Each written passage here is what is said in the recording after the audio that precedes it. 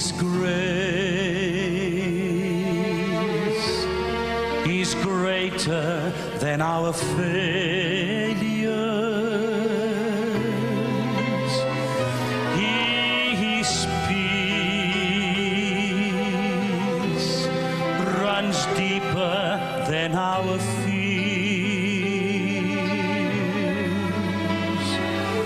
If we go to Him in mercy, our hearts can rest assured. His love will keep us through our tears. He'll give us strength to simply trust Him through times we may not understand. We will gain a sweet assurance no passing doubt can dim. Our lives are safely in His hand. Though countless souls have come to Him so desperate and lost, with faith no greater than a tiny seed, each one has found a wondrous truth beneath His simple cross. His grace is greater than our need. No height or depth in all creation can reach beyond His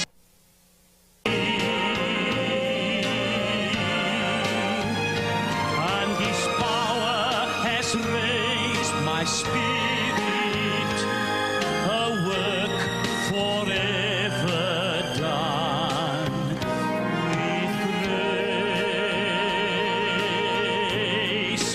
His power has raised my spirit, a work forever done.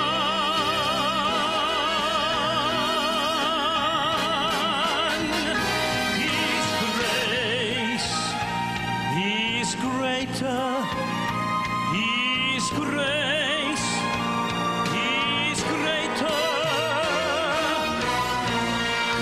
than my need.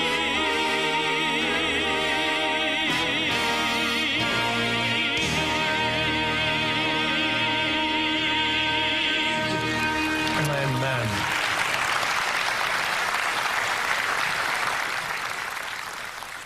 Hoje à noite, antes de começarmos a nossa apresentação, eu o convido a curvar a sua cabeça comigo enquanto abrimos o nosso coração ao Deus do Universo.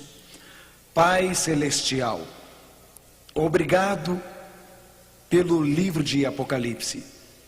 Obrigado pela mensagem clara que estamos vivendo nas últimas horas da terra. Conceda-nos hoje à noite corações para te amar, mentes para compreender a tua palavra, ouvidos para escutar a tua voz falando a nós pessoalmente. Conceda-nos hoje à noite um amor por ti, mais forte do que qualquer outro amor em nossa vida. Em nome de Jesus, amém. O tema desta noite é intitulado Enfrentando o juízo do Apocalipse. Como encarar este julgamento com confiança? Ele foi chamado de julgamento do século. Dezenas de milhares de americanos, homens e mulheres por todo o mundo, assistiram o julgamento de um ano. Uma personalidade famosa do esporte, O.J. Simpson, estava sendo julgado pelo assassinato de duas pessoas, sua esposa, a antiga esposa, Nicole Brown Simpson, e Ron Goldman. As cenas são bem conhecidas para nós que moramos nos Estados Unidos. E elas se tornaram cenas bem conhecidas ao redor do mundo. A personalidade foi absolvida. O juiz Lance Ito, o juiz que estava presidindo o caso, o acusado O.J. Simpson. Os advogados da defesa também se tornaram nomes muito conhecidos nos Estados Unidos e em todo o mundo. Muitas pessoas perdiam horas todos os dias assistindo ao julgamento. Provavelmente nenhum julgamento na história dos Estados Unidos polarizou tanto a nação quanto este julgamento. Marcia Clark, a procuradora assistente do Distrito de Los Angeles, era uma das promotoras públicas. E, novamente, os Estados Unidos prestaram atenção nas alegações. As alegações eram notícia nos jornais do outro dia. Escutamos enquanto Johnny Crockett deu suas réplicas. A nação estava com a atenção presa. Na verdade, milhares de jornalistas se agruparam em Los Angeles para o julgamento. Existiam repórteres no tribunal. Existiam os estenógrafos, existiam os jornalistas da mídia.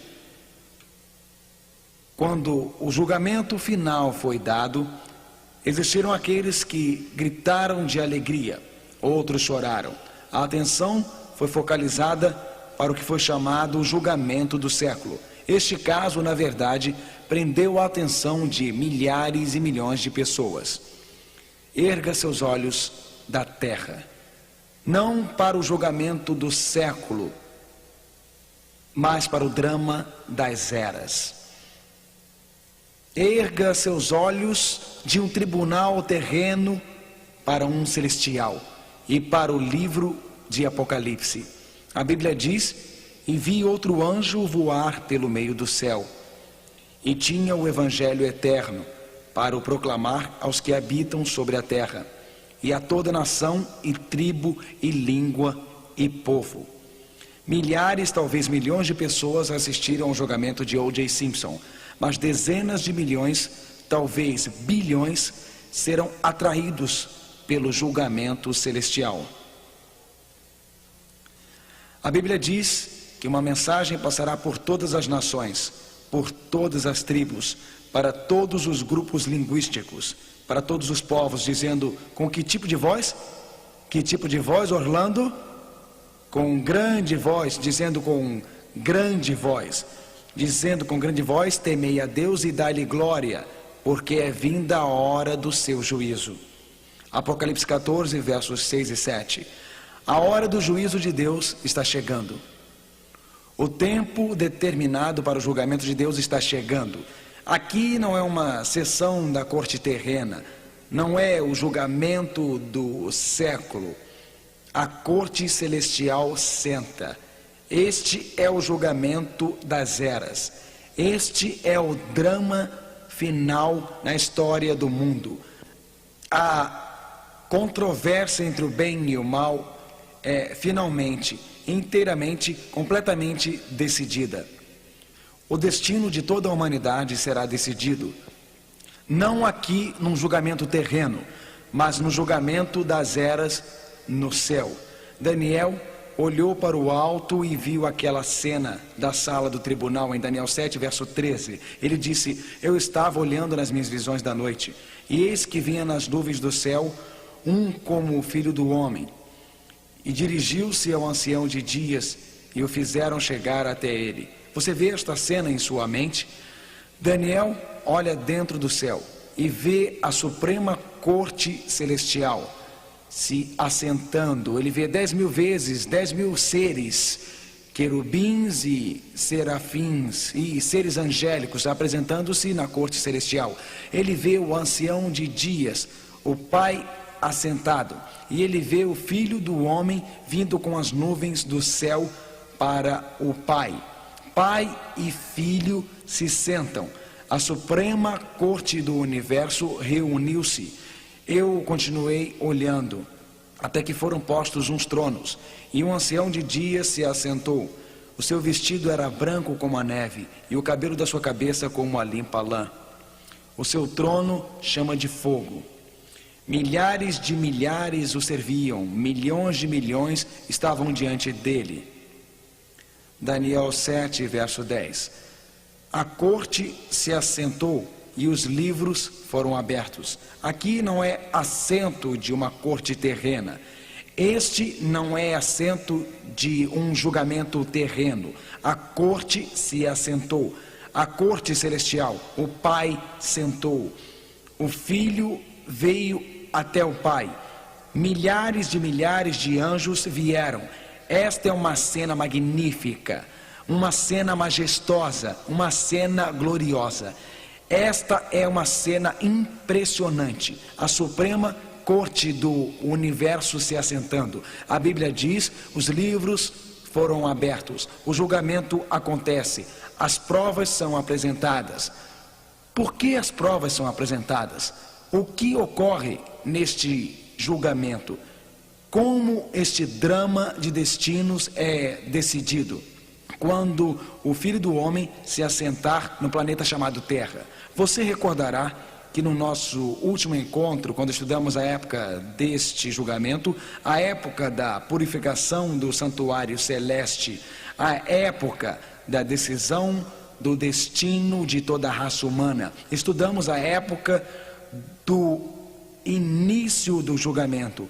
Cada um destes encontros nesta altura da série é como uma argola unida em cadeias. Por isto é muito importante que você não perca nenhum encontro da série.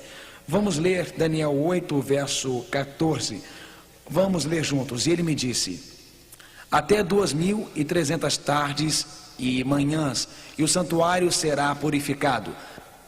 Na Bíblia, um dia profético equivale a literalmente ao quê? Um ano. Então, 2.300 dias do tempo de Daniel se equivalem a 2.300 o quê? Anos. E a Bíblia fala sobre a purificação do santuário. Na Bíblia existem dois santuários, um na terra, um modelo reduzido, uma cópia ou uma amostra do majestoso original no céu. 2.300 anos após os dias de Daniel, obviamente, não existiria nenhum santuário na terra, porque quando Jesus morreu, o véu do templo terrestre foi partido em dois. Os sacrifícios de cordeiros não eram mais para serem levados para o templo terrestre. Tudo o que acontecia no templo terrestre representava o que aconteceria no céu. Jesus, nosso cordeiro, veio do céu para morrer na terra. Então, cordeiros eram mortos na corte do antigo templo. Depois da morte de Cristo, ele ascendeu para o santuário celeste. Depois da morte do cordeiro, o sacerdote entrava dentro do santuário terrestre. No final do ciclo religioso judaico no santuário terrestre, existia um dia de julgamento. Então, no tempo do fim, existirá um dia de julgamento. Há 2.300 anos do tempo de Daniel, tomaria o mundo em julgamento preliminar à volta de Cristo. E estudamos isto, vocês se lembram? Os 2.300 anos começaram com o decreto para restaurar e construir Jerusalém em 457 a.C. Os primeiros 490 destes anos se aplicaram aos judeus.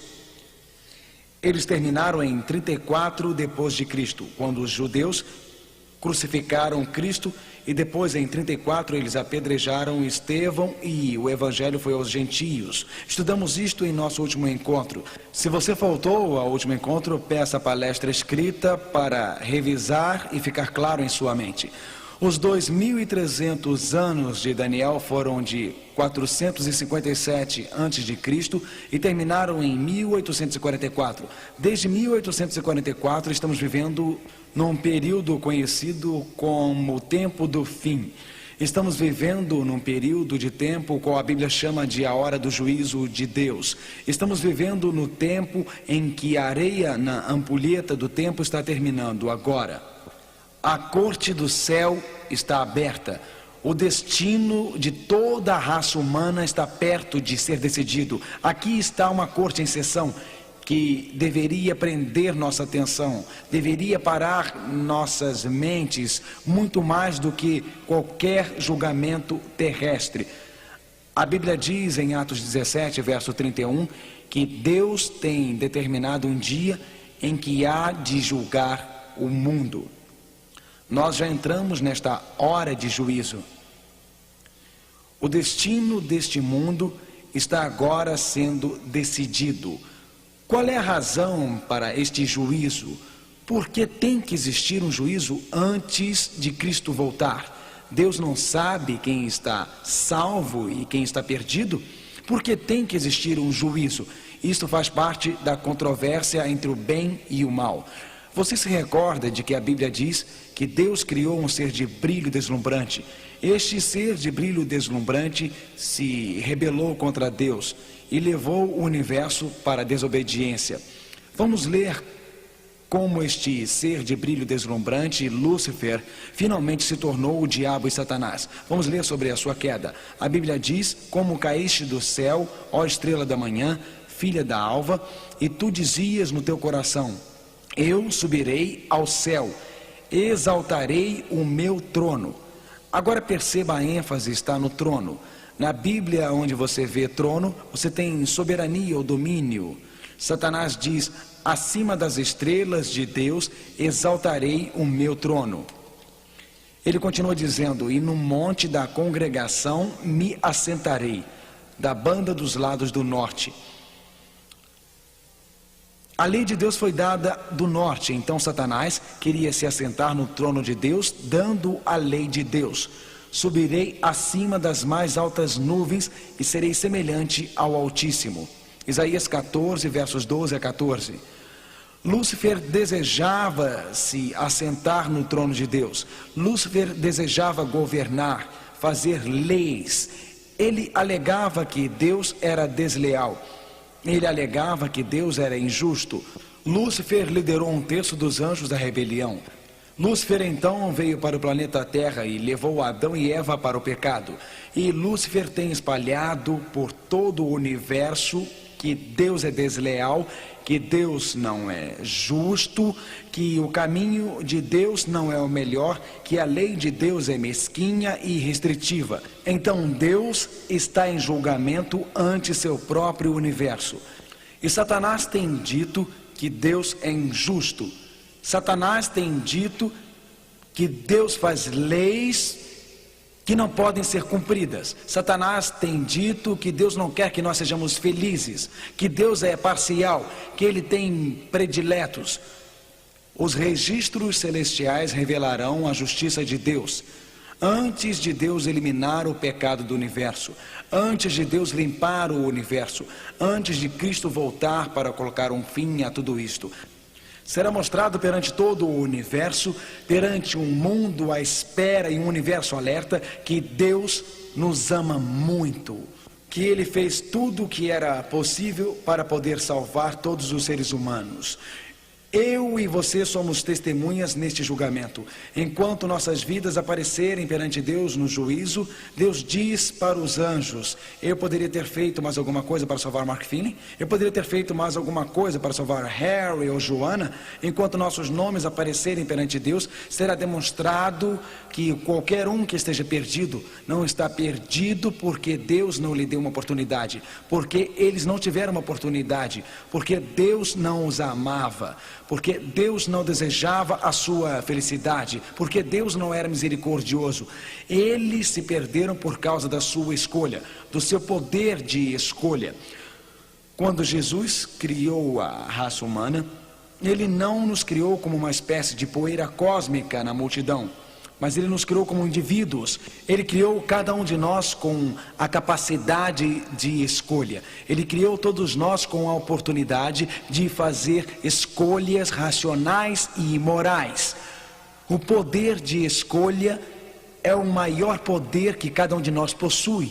E a Bíblia diz que o juízo pedirá conta de como usamos o poder de escolha para nós mesmos. Você está salvo ou perdido? Está nas suas mãos. O destino da salvação da sua alma não está no meio ambiente, não está na sua hereditariedade ou no que está ao seu redor, mas o seu destino é determinado pelas suas escolhas. A Bíblia ensina a realidade do juízo.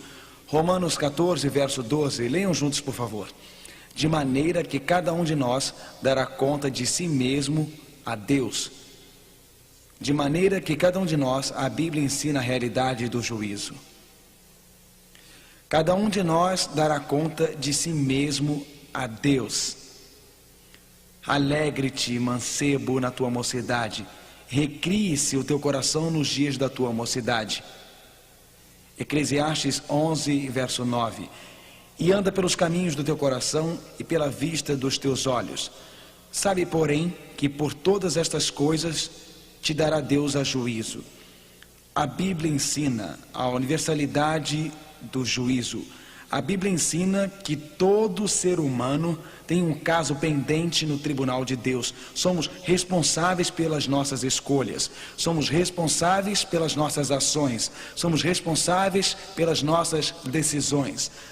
A magnitude deste juízo, o juízo penetra na nossa vida pessoal. A Bíblia diz, Eclesiastes 12, verso 14, porque Deus há de trazer, quais são as próximas palavras? O juízo a toda a obra, e até tudo o que está encoberto, quer seja bom, quer seja mal. Não existe nada secreto para Deus. A vida dupla trancada no armário, os valores duplos são lançados, abertos ante o deslumbrante Deus Santo. Senhor, você pode esconder alguma coisa da sua esposa, mas não pode esconder de Deus. Você pode esconder alguma coisa de seu esposo, Senhora, mas não pode esconder de Deus. A Bíblia diz que trará a juízo toda coisa secreta em seus momentos de privacidade. Senhor, o que você está lendo? Em seus momentos de privacidade, Senhor, o que está assistindo? Senhora, na cidadela da sua alma, o que você ama? A Bíblia diz em Hebreus 4, verso 13, e não há criatura alguma encoberta diante dele. Antes de todas as coisas estão nuas e patentes aos olhos daquele com quem temos de tratar, sem fingimento, sem engano. Você pode parecer decente no exterior, Senhor. Você pode parecer honesto em seu terno listrado, segurando sua pasta enquanto vai para o escritório.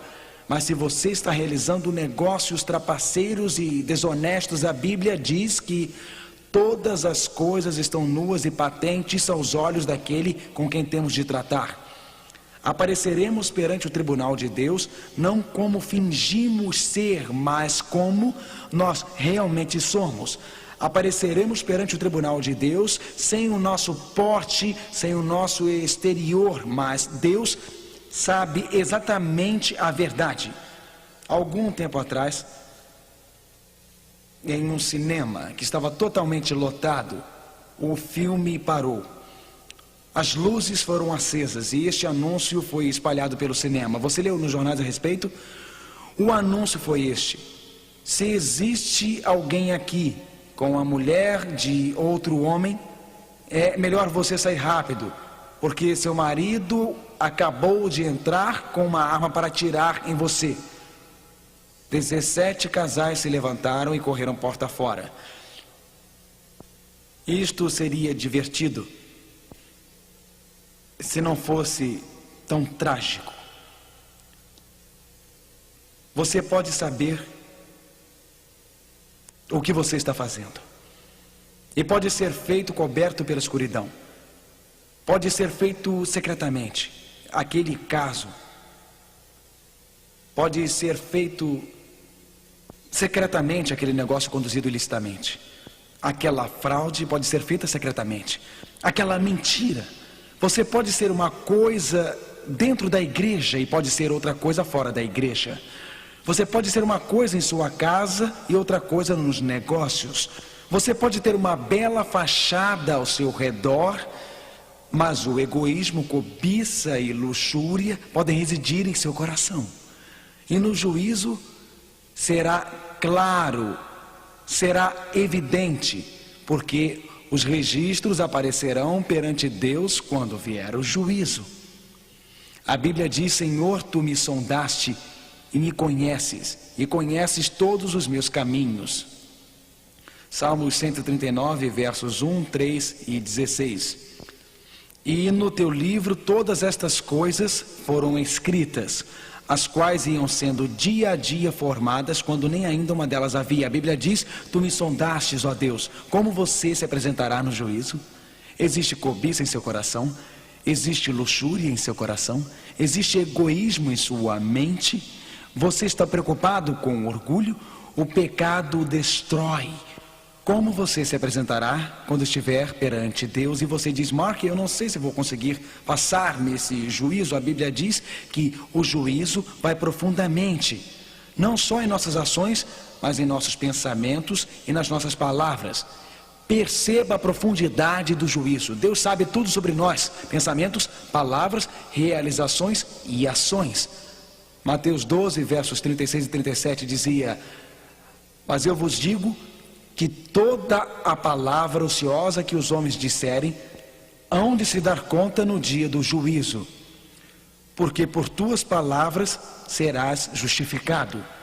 Leia a última frase comigo, por favor. E por tuas palavras serás condenado. A Bíblia diz que nossas palavras são levadas a juízo. Cada palavra que nós falamos, quando você estuda a Bíblia, as palavras representam uma parte muito importante. Moisés falou palavras iradas. Ele se irritou e, em vez de falar a rocha, ele bateu na rocha com palavras iradas. E Moisés não pôde entrar na terra prometida, a terra chamada Israel. Claro que Deus o perdoou, mas suas palavras iradas custaram-lhe muito caro. Você se recorda? Pedro negou o seu Senhor com palavras de maldição quando Jesus precisou dele naquela noite. Pilatos perdeu sua alma porque no julgamento de Cristo, Pilatos recusou reconhecer o testemunho e suas palavras críticas, lavando suas mãos pelo Messias, condenando-o à morte. Palavras ecoadas e repetidas em sua mente. Estas palavras, cada palavra inútil, as palavras de traição de Judas. O juízo revela nossos pensamentos, o juízo revela nossas ações, o juízo revela nossas palavras. Como procede este juízo? Como eu e você podemos ter certeza de passar no juízo? Como podemos ter certeza de que quando nossos nomes aparecerem perante Deus, teremos esperança no juízo? É muito desencorajador. Antes, cheios de desespero, pensar que toda ação, todo pensamento, toda palavra, todo intento será lançado às luzes do Santo Deus. Permita-me lhe assegurar que se você e eu tivermos que comparecer sozinhos perante o tribunal de Deus, na nossa nudez, com toda a palavra, toda a ação, todo o pensamento transparente perante Deus, nunca conseguiremos passar e estaremos perdidos. Mas tem que existir uma outra alternativa. Como podemos ter certeza de passar no juízo? Qual é a mensagem encorajadora na hora do juízo? Não é encorajador comparecer perante Deus com meus pecados, minha iniquidade? A Bíblia nos ajuda quando começa a descrever alguns dos livros do juízo. A Bíblia diz: então aqueles que temem ao Senhor falam cada um com o seu companheiro, e o Senhor atenta e ouve. E há um memorial escrito diante dele para os que temem ao Senhor e para os que se lembram do seu nome. Malaquias 3:16. As boas novas do juízo são que tudo está registrado, não apenas as ações erradas, mas você sabe, a Bíblia também diz que aqueles que falam palavras bondosas e amáveis, isto é registrado. Aqueles que fazem escolhas positivas, então existem palavras de encorajamento que falamos para outras pessoas. Existem palavras de esperança que falamos às outras pessoas.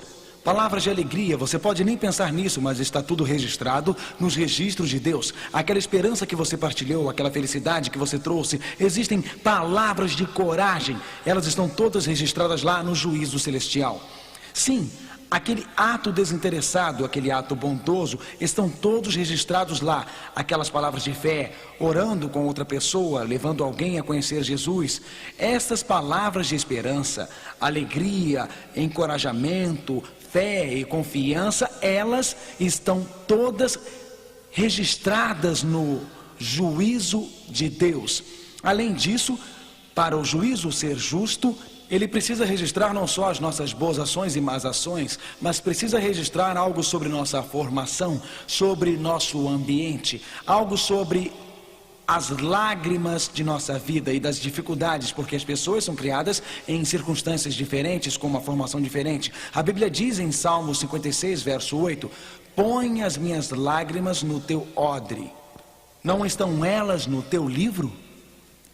Cada lágrima derramada por um casamento fracassado, cada lágrima derramada por um filho, toda tristeza experimentada por causa da solidão, desânimo, depressão, está registrada lá. Põe as minhas lágrimas no teu odre, não estão elas no teu livro? Deus sabe aquela tristeza, Deus sabe as circunstâncias difíceis da sua vida.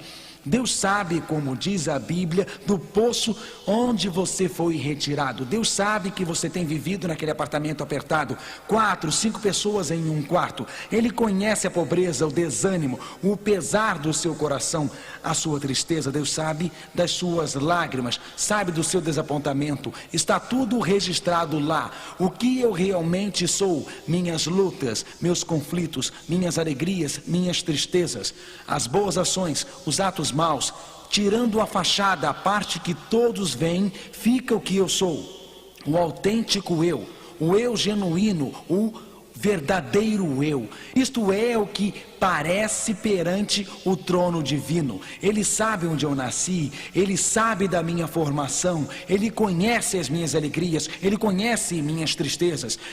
Então você pergunta: como ter certeza de ser aprovado no juízo? São as boas ações pesadas contra as más? Se eu tiver 5.192 boas ações e somente 5.191 más ações, será que Deus as pesa numa balança? Não há nada mais distante da verdade. Vamos examinar os registros divinos e um livro em particular. Claro que nossas boas ações estão registradas, claro que nossas más ações também refletem o que somos. Elas refletem nossas decisões, refletem nossas escolhas.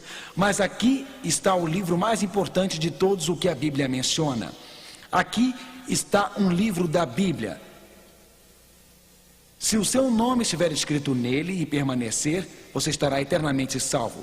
Se o seu nome não estiver nele e nunca for escrito nele, você estará eternamente perdido. Aqui está o livro.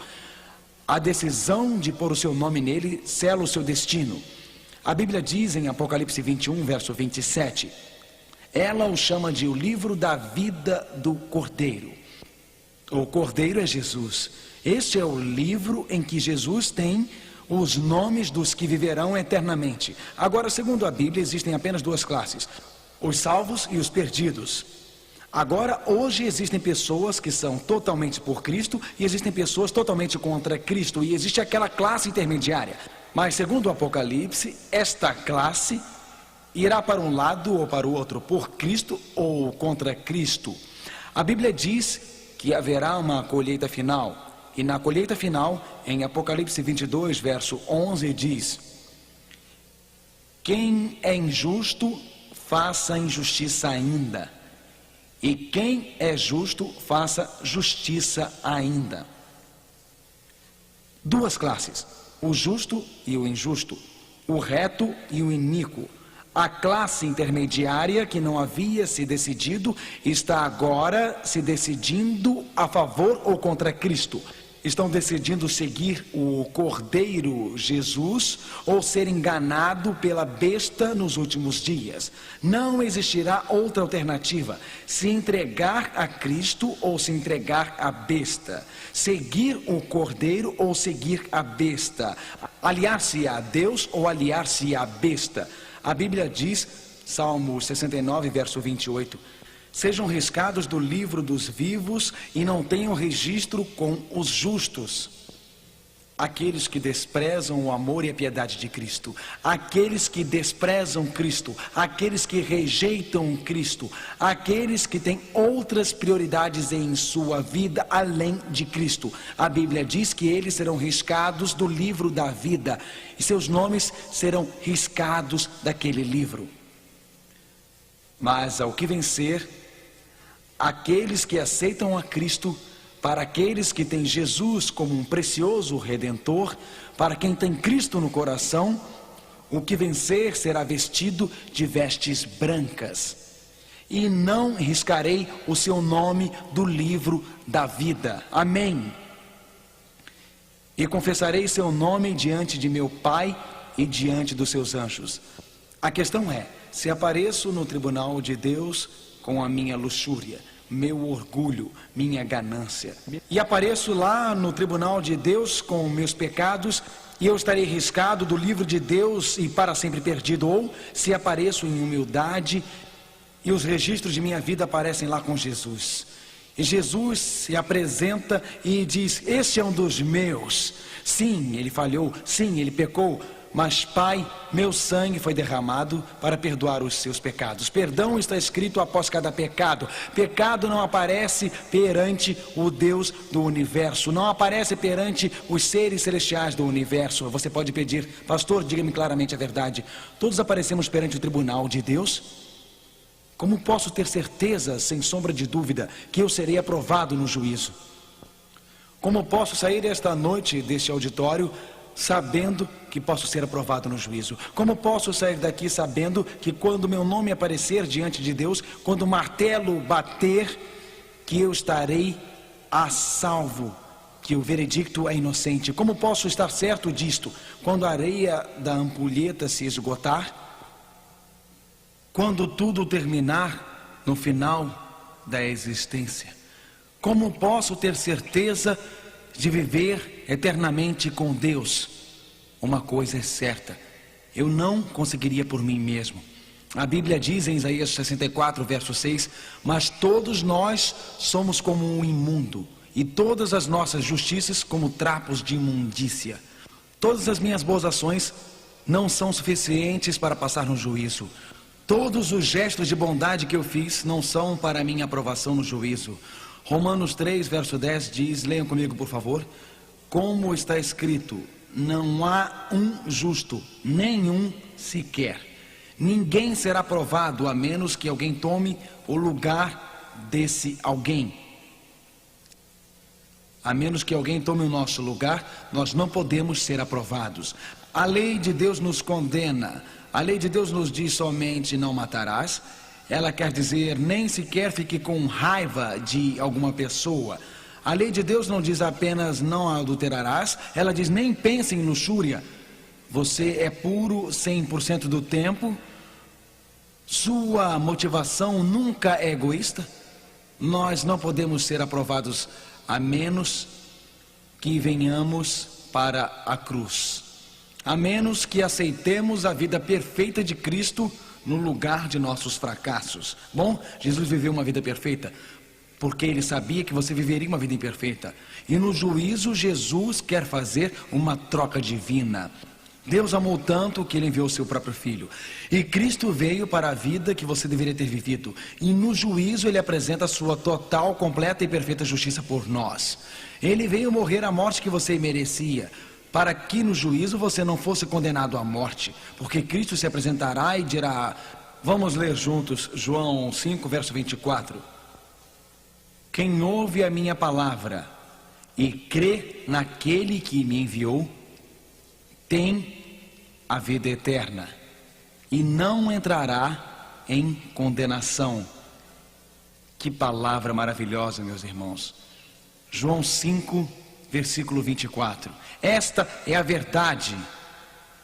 Isto quer dizer que não será condenado, que no juízo do veredicto será inocente e não entrará em condenação, mas passou da morte para a vida. Amém. Você quer passar da morte para a vida? Quantos de vocês nesta noite querem passar da morte para a vida? Jesus tomará o seu lugar no juízo. Um dos lugares mais belos e magníficos que eu já vivi foi na Europa. Minha esposa e eu vivemos 5 maravilhosos anos em Londres. E em Londres, nos arredores, Londres tem um charme especial para nós. Quando você visita Londres, os guias geralmente levam os visitantes para a Casa da Moeda. E lá dentro, os guias o levam para ver uma balança magnífica. A realeza visita a Casa da Moeda frequentemente. E até levam junto visitantes reais. Nesta balança fantástica, onde eles pesam a moeda britânica, quando o guia chega lá, ele põe 2 pedaços de papel na balança. E a balança fica equilibrada.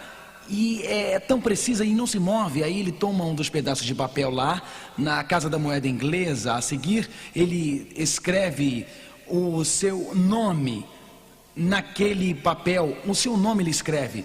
E então ele coloca de volta na balança. Imediatamente aquela balança precisa baixa para um lado com a assinatura do guia. E enquanto o prato com a assinatura do guia é abaixo, o outro prato sobe. A assinatura do guia fez toda a diferença. No juízo, não são as boas ações contra as más, amigo. A diferença é se a assinatura de Jesus está após o seu nome. Não importa quantas vezes você tenha falhado, não importa em quantas vezes você tenha fracassado, Jesus diz, venha aqui. Deixe-me ser seu advogado no juízo. Jesus diz, estamos nos últimos dias, não é hora de se perder tempo. Jesus salva, a Bíblia diz, pois ele é capaz de quê? Salvar. Ele é capaz de salvar? Pode fazer isso? Pode ele habilitá-lo para aprovação? Ele pode? Ele pode salvar. Quem ele é capaz de salvar? Todo mundo. Todos que vão ao Pai por meio dele. Eu quero isso, você não quer? As únicas pessoas que não serão salvas são aquelas que não vão até o Pai por meio de Cristo. Salvação é simples. Você falhou, decepcionou a Deus, você praguejou, xingou, roubou, cometeu adultério, ou talvez você seja um respeitável pecador. Você não cometeu nenhum destes pecados grosseiros, mas por dentro você é egoísta, avarento e insano. Jesus pode te perdoar. Ele pode salvar a todos, qualquer um que vá ao Pai por meio dele. Jesus, porque ele vive para fazer intercessão por eles. Hebreus 7, verso 25. Jesus intercede por você. Quando meu nome vier perante Deus, virá uma enorme lista de pecados. E Deus diz, aqui estão os seus pecados. Jesus diz, Pai, tu enviaste o teu Espírito a ele. Pai, tu o rogaste. Pai, tu o amaste. Pai, eu morri por ele. Pai, eu imploro. Ele quebrou a lei, mas eu guardei a lei. Ele merece a morte, mas eu mereço a vida. Pai, põe toda a dívida dele em minha conta agora. E todos os anjos cantam, Santo, Santo, Santo. Todos os anjos se regozijam, porque Jesus nunca perdeu um caso. Jesus nunca falhou para aquele que colocou a vida em suas mãos. Mas o nome do outro homem aparece, o nome de outra mulher aparece. Mentiras, enganos, roubos nunca foram a Jesus. Nunca entregaram seu coração para Jesus. Nunca o aceitaram. Este homem, esta mulher, este rapaz. E os pecados que eles cometeram brilham de forma tridimensional perante todo o universo.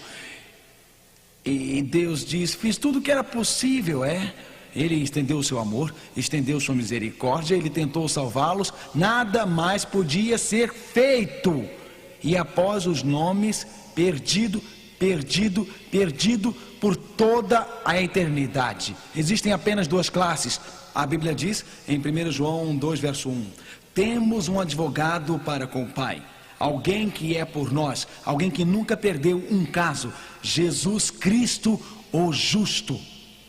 Eu quero que Jesus me represente no juízo. E quando meu nome for chamado perante o universo, quando for revelado que eu quebrei a lei de Deus e preciso de um Salvador, eu preciso de um Redentor. Quando a vida acaba, Quando estamos doentes numa cama, deitados, não faz nenhuma diferença quanto dinheiro tem no banco. Não faz nenhuma diferença quanto é a sua herança. Quando você estiver respirando o seu último fôlego, só uma coisa importa: minha vida em Cristo. Eu tomei a decisão mais importante da minha vida: servir a Cristo. Na hora do juízo de Apocalipse, com a areia terminando na ampulheta do tempo, pouco antes do fim, a decisão mais importante da vida será: você tomou a decisão de seguir a Cristo?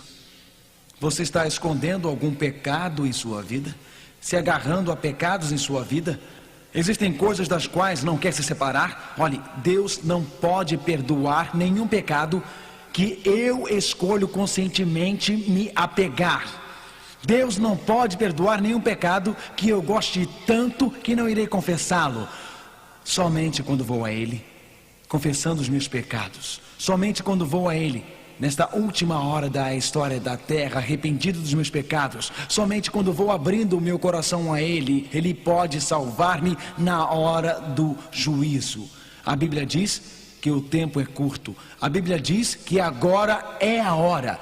Apocalipse 22, verso 12. E eis que cedo venho, e o meu galardão está comigo para dar a cada um segundo a sua obra. Jesus está voltando para distribuir o galardão. E nesse momento, as decisões que fazemos estarão decidindo o nosso destino eterno. Steve foi criado num lar cristão. Estudou numa escola cristã. E a mãe de Steve era fiel e levava Steve à igreja quando era pequeno. E Steve gostava das coisas espirituais, mas enquanto crescia, ele começou a se distanciar da religião dos seus pais. Enquanto crescia, mais e mais as coisas deste mundo o encantavam. Steve começou a beber bastante. Seu pai e sua mãe oravam por ele noite após noite. Ele frequentava a igreja, estudando numa escola cristã, mas ele achava que cristianismo era apenas para as pessoas sentimentais. Cristianismo era apenas para as pessoas intelectualmente ignorantes. E ele foi se afastando de Jesus Cristo. Viveu uma vida agitada. Tinha um objetivo e um desejo, que era o de ganhar dinheiro na vida. Steve gostava de esportes, não foi bem sucedido nos negócios. Então Steve seguiu educação física, se tornou instrutor de natação numa universidade. E ele gostava do trabalho, mas ele não sentia paz em seu coração. Uma noite, 2 da madrugada, Steve estava rolando de um lado para o outro, lutando por Cristo ou contra Cristo. Ele começou a pensar sobre a religião de sua infância. As orações da sua mãe estavam tocando o seu coração. E ele sabia que havia chegado num ponto decisivo em sua vida. Ele não conseguia dormir. Ele estava perturbado. Ele disse: não, eu não quero entregar minha vida a Cristo. Não, eu não quero andar nos caminhos de Deus. Naquela noite, porém, ele não conseguiu dormir. Então Steve resolveu ir para a piscina da universidade. Ele saltava sempre do trampolim. Então ele pensou: eu vou dar alguns saltos de trampolim. Eu vou liberar minha atenção, liberar minha ansiedade. Esqueça, não vou entregar tudo a Deus. Esqueça, não vou entregar a minha vida a Cristo. O preço é muito alto. Ele subiu no trampolim.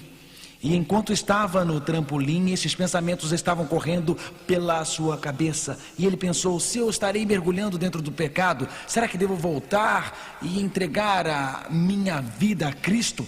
O que devo fazer? Ele estava nessa terrível angústia mental, nesse terrível conflito interno. Ele pensava nas coisas que poderia tirar ou abandonar, hábitos que teria que colocar de lado. Mas ele pensou no juízo, ele pensou na eternidade, ele pensou na salvação. E enquanto estava no trampolim, esticou as mãos para dar um salto de anjo. A lua estava brilhando atrás dele. E enquanto ele esticava os seus braços, ele formava a silhueta de uma cruz na parede atrás dele. Ele começou a pensar imediatamente no quadro dependurado no seu quarto de infância e adolescência da cruz do Calvário.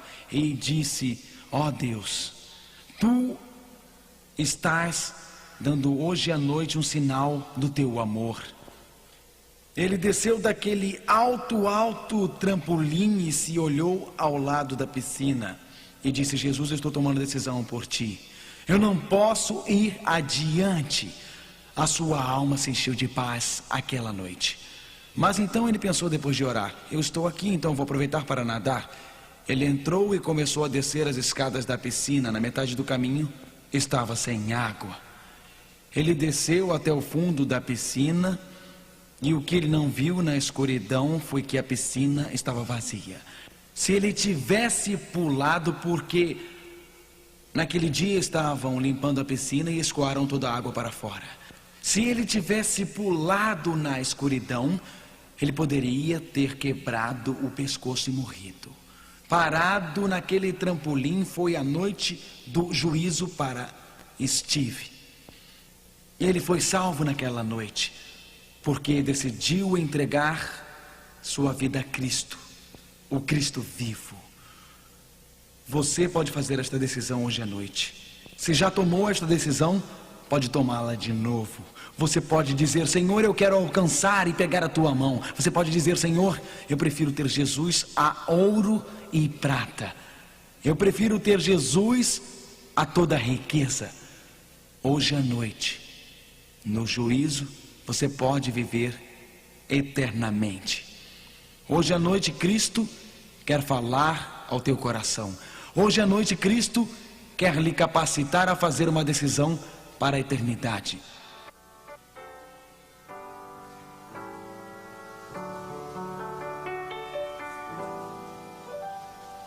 I'd rather have Jesus than men's applause.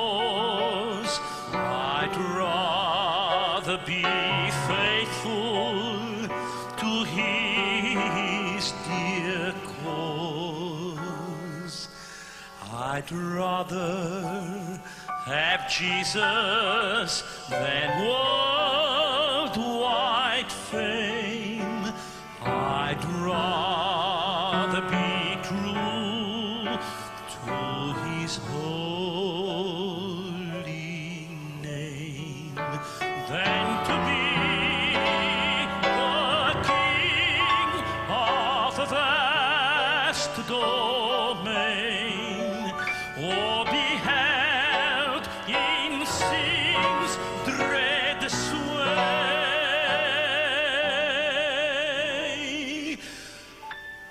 Yes, I'd rather have Jesus than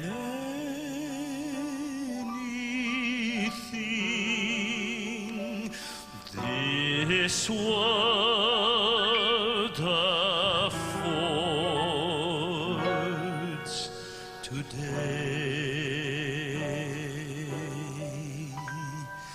This world affords today.